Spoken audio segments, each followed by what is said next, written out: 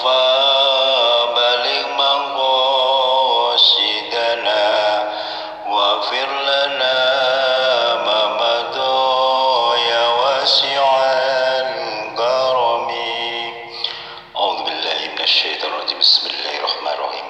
Assalamualaikum warahmatullahi wabarakatuh. Salam jumpa kembali untuk seluruh sahabat-sahabat YouTuber, sahabat media, serta para pemirsa dan seluruh para pendengar, para penggemar setia di seluruh tanah air Indonesia, di Jagakarsa, Jakarta Selatan dan sekitarnya, termasuk sahabat-sahabat negara tetangga kita.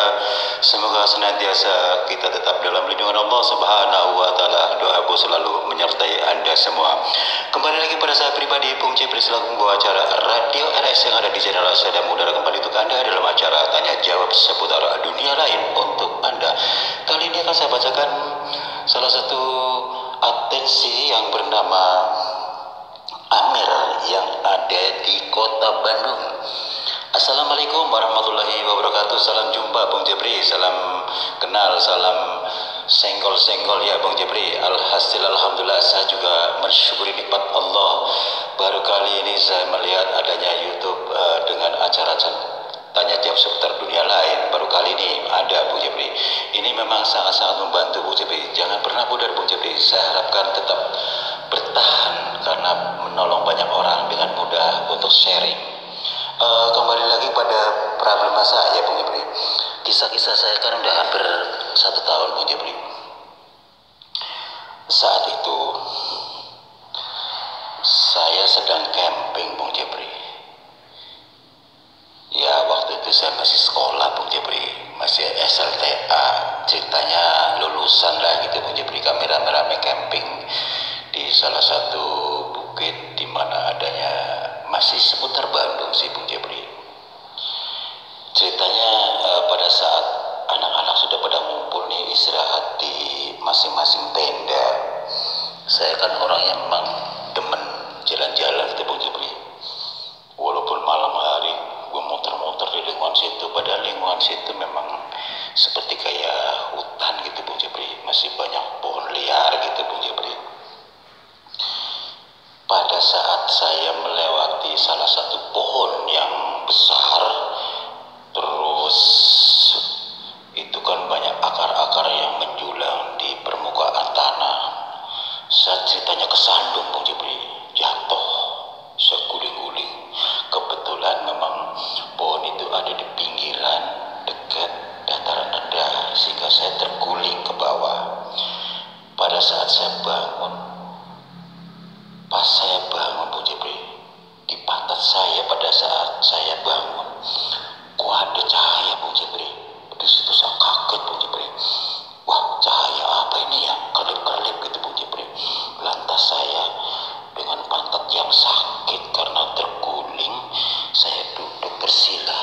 Saya berdoa kepada Allah, ya Allah ya Rabbi, saya jatuh, kesandung, sampai saya tergelincir ke bawah. Tapi ada apa di balik pantat saya pada saat saya bangun? Kok ada cahaya itu? Benda apa ya Allah? Belah petunjukmu ya Allah. Lantas saya membaca surah Al-Fatihah, ayat kursi Bung Jepri. Ceritanya seperti itu. Setelah selesai saya membacakan itu, tiba-tiba ada suara memandu Bung Jepri tanpa ada ujung. Saya sampai menengok kanan kiri.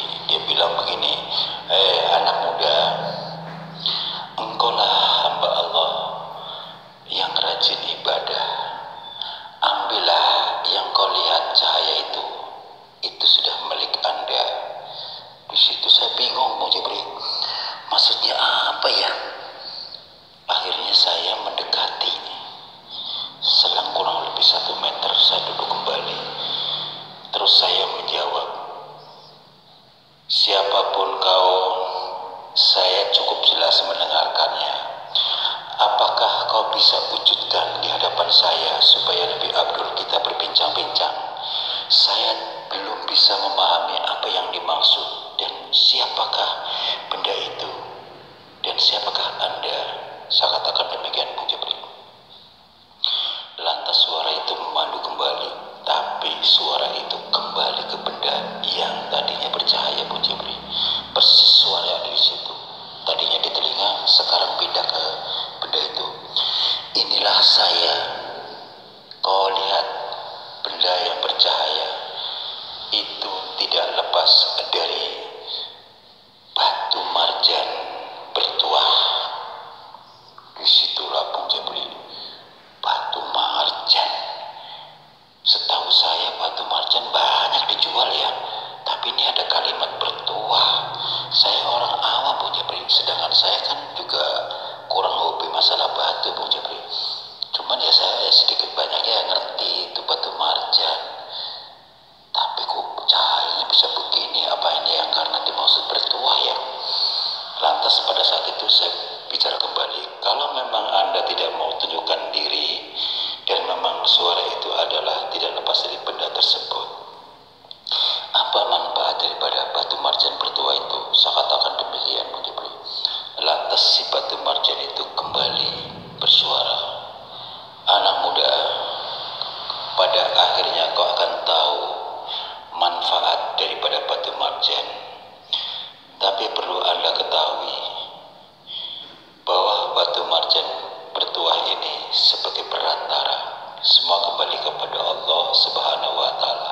Saya percaya adanya Anda yang ahli ibadah, bahwasanya batu marjan tersebut sebagai media.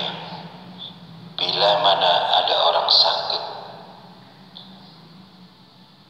celupkan batu marjan tersebut ke air doa, dan atas air doa itu bisa diminumkan kepada orang yang sakit.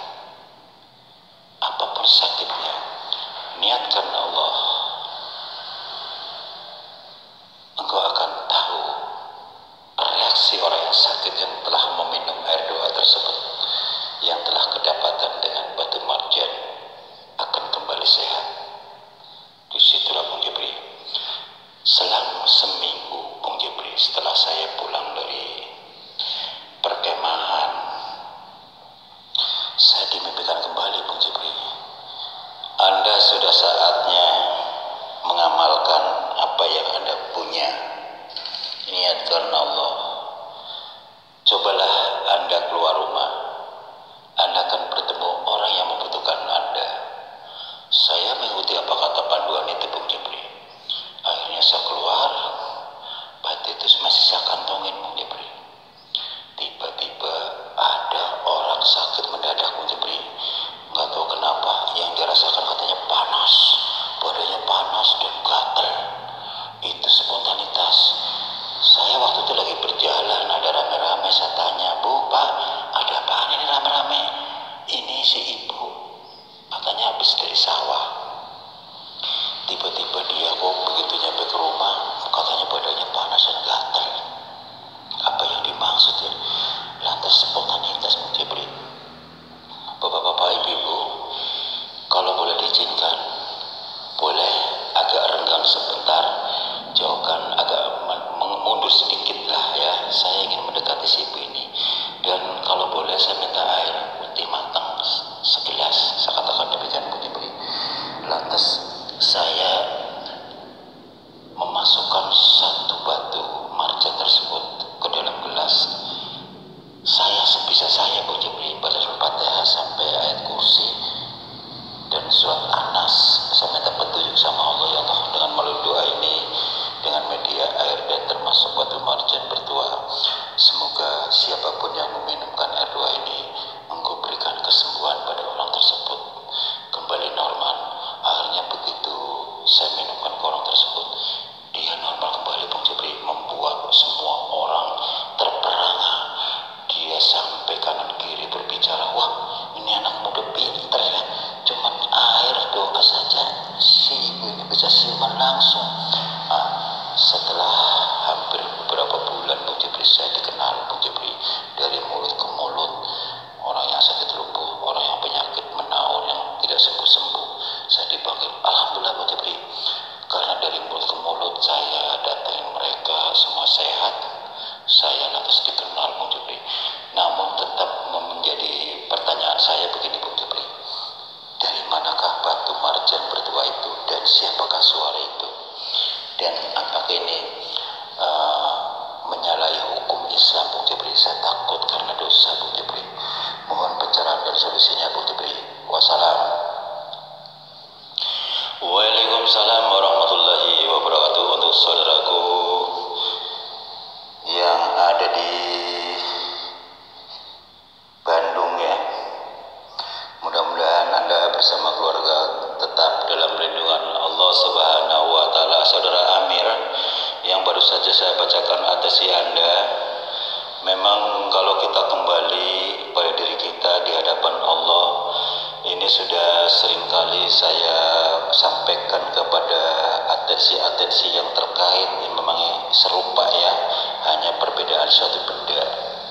Barang siapa yang menemukan suatu benda bertuah dan kita kembali pada diri kita, di situ kan panduannya memang bagus ya, berarti positif, bukan negatif. Selama kita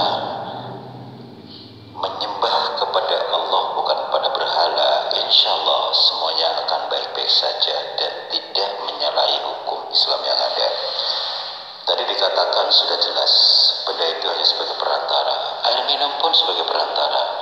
Yang terpenting adalah doanya supaya nyambung, memohon kepada Allah lalu ijabah ya, bukan kita menyembah pada suatu benda, nauzubillah ya. Tadi sudah jelas, jadi saya tinggal memperjelas saja ya. Tetap Anda istiqomah di hadapan Allah dan kembali kepada saudaraku Amir. Sebaik-baiknya Anda memiliki benda bertuah. Sudah saya sering katakan di konten-konten sebelumnya, bahwasanya tetap saja benda bertuah berarti memiliki kodam, yaitu suatu makhluk yang ada di dalam batu marjan bertuah tersebut. Makanya dikatakan bertuah adalah memiliki kekuatan gaib, supaya Anda tidak disetir oleh makhluk tersebut. Kalau memang Anda ingin mempertahankan benda tersebut selama itu tujuan baik, Anda wasilah dulu ya, sholat malam, taubatan nasuha dulu, sholat hajat, sholat witir, dan sholat 3/4 malam atau tahajud. Dan diutamakan Anda mandi besar dulu niatnya ya, untuk mensucikan diri. Dan nanti Anda amalkan suratul Fatihah 10.113, surat Al-Kahfi dia 107 sampai 110 sebanyak 113, dan ayat kursi 113, Ad-Jin 113, dan diakhiri dengan suratul Fatihah hingga sampai Anas masing-masing 9 kali. Dikerjakan 3 hari sambil puasa sunnah. Dan nanti pada surat terakhir yang itu surat Al-Fatihah sampai Anas itu harus lengkap ya 9 kali masing-masing setiap malam. Setiap Anda menyicil doa-doa yang banyak, karena 3 hari semampu Anda ya dicicil, yang penting 3 hari harus selesai. Dan air minum, air doa itu tadi selalu disiapkan dari awal malam pertama. Setelah Anda habis berdoa, Anda niatkan di hadapan air tersebut, ya Allah, saya niatkan Engkau melalui air doa ini mudah-mudahan bermanfaat untuk kesehatan diri hamba dan untuk pemakan diri hamba dan untuk kekuatan diri hamba. Lindungilah hambamu apabila memang ini yang terbaik buat saya insya Allah ikhlas niatkan Engkau ingin menolong banyak orang. Semua kembali kepada Allah, semuanya kembali kepada Engkau ya Allah. Saya semata-matanya menjalankan tugas karena Engkau ya Allah, hanya sebagai manusia biasa, hanya ingin menolong sesama, seperti itu. Lantas Anda tiupkan ke air tersebut 3 kali ya, terus Anda minum sedikit-sedikit. Nanti pada hari terakhir Anda tambahkan air lagi, nggak apa-apa. Jadi Anda nanti setelah selesai menjalankan 3 hari, cukup prakteknya hanya sekali surat Fatihah, sekali surat Al-Kahfi dia 107 dan 110 sekali, dan ayat kursi sekali, dan surat Ad-Jin dia 1 sampai 9 1 kali. Lantas Anda tiupkan di air tersebut untuk meminumkan kepada orang-orang yang Anda tolong, seperti itu ya. Insya Allah aman.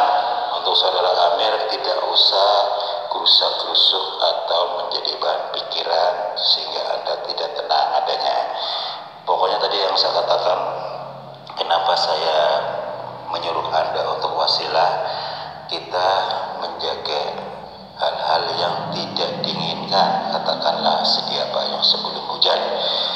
siapa yang memiliki barang bertuah tapi kosong iman dan tidak bersih hati dan tidak punya dasar, pada saatnya akan dikecoh, akan diuji Anda untuk berbuat yang tidak senonoh. Itu yang saya maksud. Kalau Anda sudah melakukan amalan tersebut, insya Allah Anda akan menyetir benda bertuah tersebut, ya, tidak akan pernah mengecoh Anda. Anda yang menyetir, tapi bukan dia yang menyetir, ya. Mudah-mudahan saudara Amir Anda puas atas pencerahan dan solusi dari saya. Semoga bermanfaat. Dan untuk seluruh para pendengar, para penggemar setia seluruh tanah air Indonesia di Jakarta Selatan dan sekitarnya, maupun sahabat-sahabat YouTuber, sahabat media, dan sahabat di luar di sana, karena waktu saya kami harus turun dari udara. Insya Allah kita jumpa lagi besok di waktu yang sama dengan acara yang sama, tanya jawab seputar dunia lain. Apabila salah kata, baik sengaja tanpa sengaja, saya pribadi mohon maaf. Wassalamualaikum warahmatullahi wabarakatuh. Salam